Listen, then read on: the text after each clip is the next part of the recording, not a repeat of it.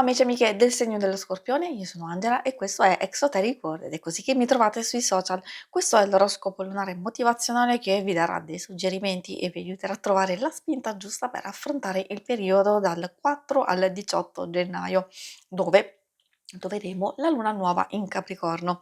Vi ricordo che è un'astesa generica, prendete solo ciò che vi risuona di più e potete integrarla col vostro segno lunare. In descrizione trovate le recensioni dei mazzi usati e i link per acquistarli. Vi invito a iscrivervi e abbonarvi al mio canale per sostenere il mio lavoro. Vi ringrazio moltissimo se lo farete o l'avete già fatto. E adesso partiamo con la lettura. Andiamo ad accendere la nostra luna.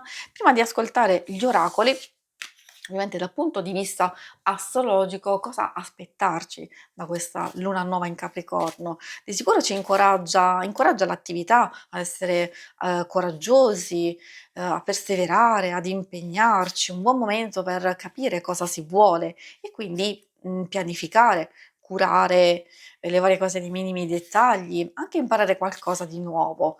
Quindi dobbiamo sapere che con l'azione riusciremo a raggiungere risultati e i nostri desideri. Di contro dobbiamo fare attenzione alle aspettative un po' troppo elevate, ad essere troppo duri ed esigenti con se stessi, forse anche con qualcun altro, l'inflessibilità può essere dannosa, lo stress e potrebbero avere difficoltà soprattutto le persone molto socievoli che tenderanno a preferire la chiusura oppure possono soffrire quelle persone socievoli perché alcune persone intorno a loro tenderanno a chiudersi e quindi questo potrebbe essere un po', diciamo, un disagio, sì, una difficoltà non grave, però direi sempre cercare l'equilibrio in tutto questo. E adesso andiamo a vedere il primo messaggio per voi, quello che ci aiuta a capire un po' il nostro punto di partenza intorno al 4 gennaio, dove troviamo la lepre della luna. Questa carta parla di rinnovamento, di rinascita, di fertilità creativa per nuove idee e progetti. Possono esserci degli improvvisi cambi di programma, a volte positivi perché portano nuovi stimoli, nuove cose interessanti. Quindi qui si vede una fase di cambiamento, che, ci permetterà poi di prepararci a seguire un po' il flusso, la corrente e quindi di poter esprimere noi stessi, la nostra creatività, anzi è proprio questa che, porterà occasioni vantaggiose e anche un buon momento non solo di rinnovamento, proprio di rigenerazione, di cambio delle nostre stesse, energie. Il nostro punto di partenza è questo, adesso procediamo con la seconda carta, ultimo quarto, ci fa capire che forse in qualche ambito, in qualche circostanza, dobbiamo fermarci un attimino a valutare il nostro percorso o le nostre abitudini o proprio addirittura gli schemi limitanti, cioè quello che ci blocca,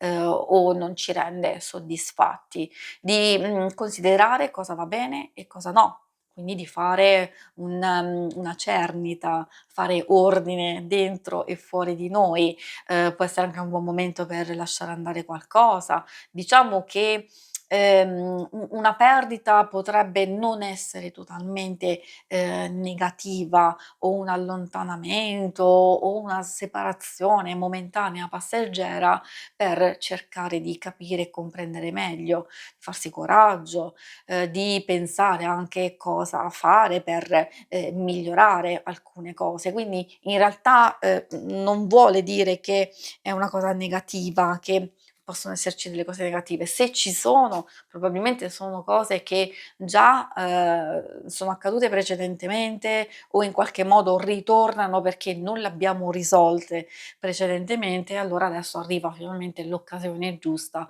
per poterle risolvere. Diciamo che può arrivare anche un evento non tanto piacevole, però arriva non a danneggiarvi, ma a farvi capire delle cose molto, molto profonde, per voi.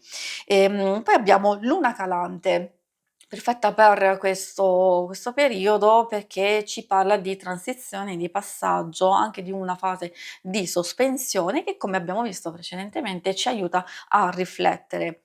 su noi stessi, siamo alla soglia di un passaggio importante, possibilità di lasciarsi il passato alle spalle, forse prendersi il tempo per rimarginare alcune ferite o come detto prima proprio per, recuperare, rivedere, rivalutare, sistemare alcune cose che abbiamo trascurato o quelle che tendono a ripetersi. Quindi in qualsiasi circostanza questa carta ci parla di cura, di protezione, di guarigione e anche liberazione, che passa attraverso l'osservazione, la valutazione e la riflessione. E adesso procediamo con l'oracolo dello sciamano.